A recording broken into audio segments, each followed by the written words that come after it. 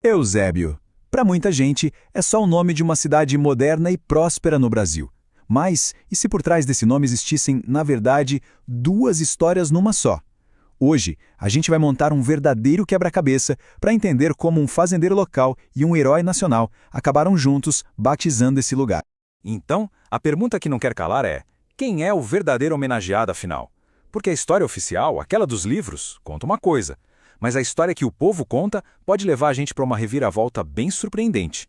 Para a gente começar essa investigação, primeiro vamos nos localizar. Olha só o mapa. Eusébio fica no Ceará, coladinho na capital, Fortaleza.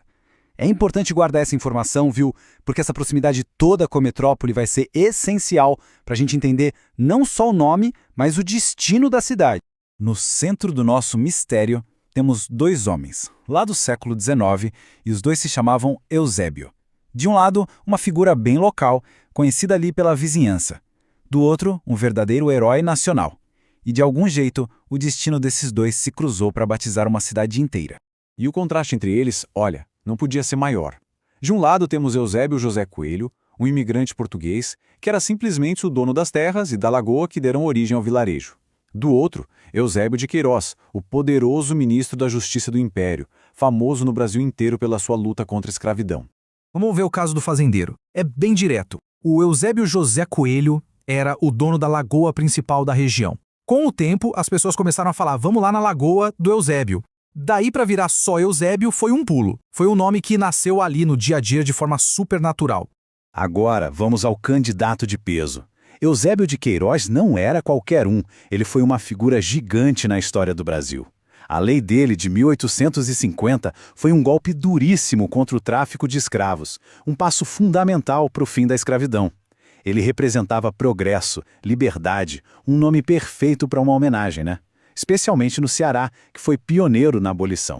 E aí a gente fica nesse impasse. De um lado, um nome que surgiu do povo, de forma orgânica. Do outro, um nome cheio de simbolismo, de história nacional. A pergunta continua: qual deles foi o escolhido para, oficialmente, batizar a cidade? E a resposta oficial, aquela que está nos papéis, é bem clara. A cidade homenageia o estadista, o grande abolicionista Eusébio de Queiroz. Parece que o mistério está resolvido, certo? Pois vê, mas não tão rápido. É exatamente aqui que a história dá uma virada de 180 graus. A versão oficial é limpa, direta, só que ela não conta a história toda. A verdade mesmo está escondida nas páginas de um livro antigo, um documento que muda tudo. Escuta só o que diz este dicionário geográfico, escrito lá em 1903. O autor descreve um vilareiro que já era conhecido como Eusébio, e aí ele sugere que a Assembleia deveria dar a esse lugar o nome do estadista Eusébio de Queiroz. A palavra-chave aqui é sugere.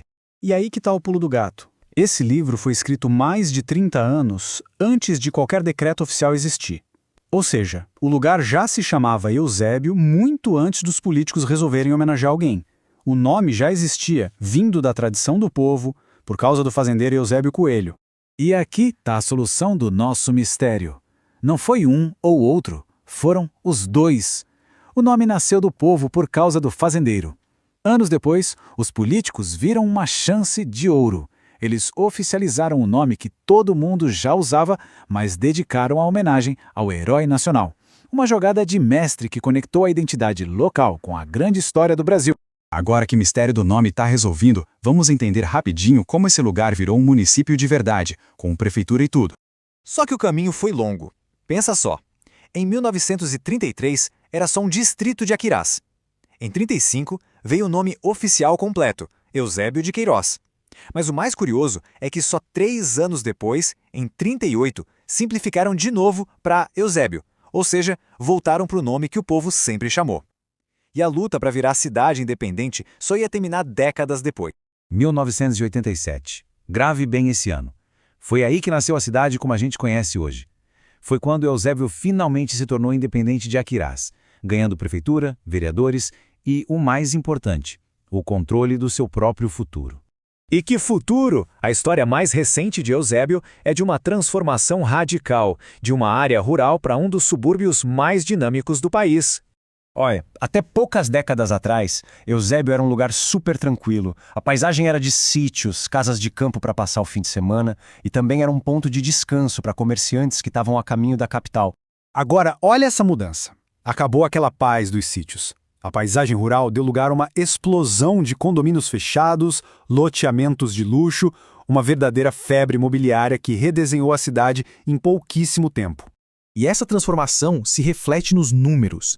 Em menos de 20 anos, a população mais do que dobrou. Foi um resultado direto da expansão de Fortaleza, com milhares de pessoas buscando mais espaço e qualidade de vida ali do lado. Hoje, Eusébio não é só um lugar de passagem. É um polo econômico vibrante, com indústria, tecnologia e um mercado imobiliário superaquecido, se consolidando como um município moderno e muito próspero. A história de Eusébio prova que o nome de um lugar nunca é só um nome. É um mapa da sua identidade, que conecta o povo dali com a história do país. Isso faz a gente pensar: que história o nome da sua cidade conta? Talvez a resposta esteja mais perto e seja bem mais fascinante do que se imagina.